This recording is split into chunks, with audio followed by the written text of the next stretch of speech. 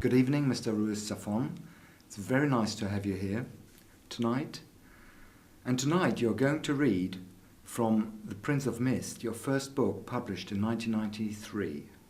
And although it is a novel for younger people, 90% of your audience, I bet you, will be adults loving The Shadow of the Wind. Is it more fun to read in front of adults or kids? It's usually interesting for me to hear from readers of all ages. Usually I just write for people who like to read. And I rarely ask for a driving license or for their age or check their age. Say, well, you should be in another room or I just write for people who like to read. I don't care if they're young or older or their sex or their race or their beliefs. I just don't care. If they believe in books and they are interested in books. So for me, it's equally interesting. I think sometimes, however, younger audiences are even more stimulating. I think because they're more sincere. I think that as we grow older, as readers, we tend to absorb a lot of prejudices or snobberies or things about literature, and we start trying to say the things that we are supposed to say, or that people tell us that we should be thinking like that, and we say, yes, this is good, this is... And I think younger people are not like that yet. And they're more sincere. They tell you just what they feel. And I think they're a great audience in that sense. And they're a great audience for a writer because you can learn a lot from them because they tell you the truth. They tell you what they think, what they feel. I think this is the first novel that I published back in my mid-20s.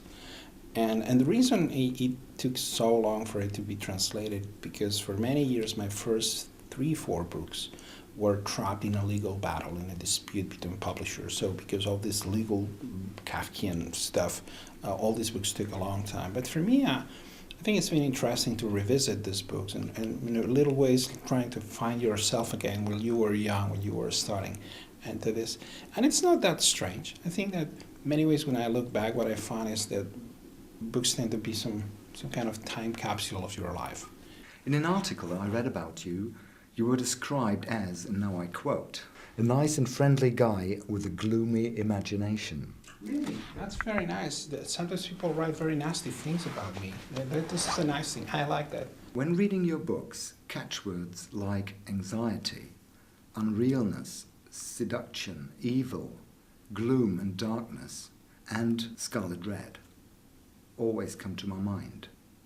Am I right to describe these as a central theme or central topics of your work? What I try to write is about human nature. I try to explore things that are in human nature.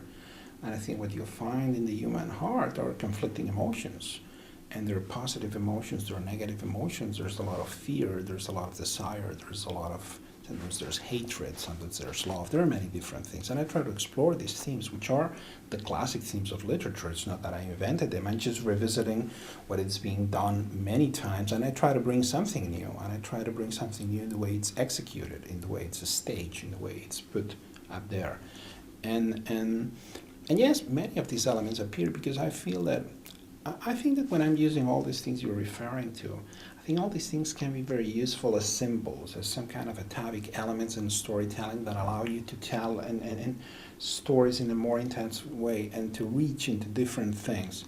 And what I'm trying to do is bring elements that will provide the reader with a more intense reading experience, that will allow the reader to dig inside their own minds and find things that may be buried there.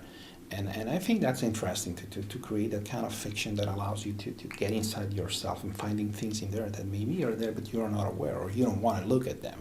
Your novels are a mixture of historic novel, gothic novel, crime novel and romantic love story, added with a big shot of fairy tale elements.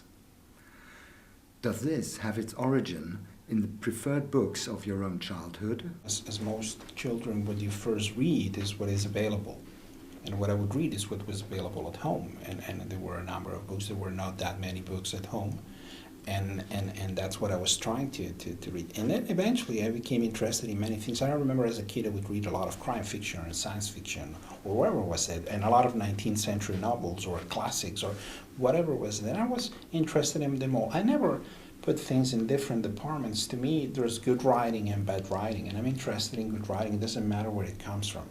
And as a child, I was like that. I was very suspicious of all these impositions, and I just wanted to explore and find out about things. And I was interested in literature, I was interested in films, I was interested in many things. And I tried to learn from them all. And I think eventually, as I was saying, you tend, or you're trying to replicate those things that impress you as a child. And to me, I was impressed by many things. I was impressed by 19th century novels, but by classic films. I was impressed by Orson Welles or by The Godfather.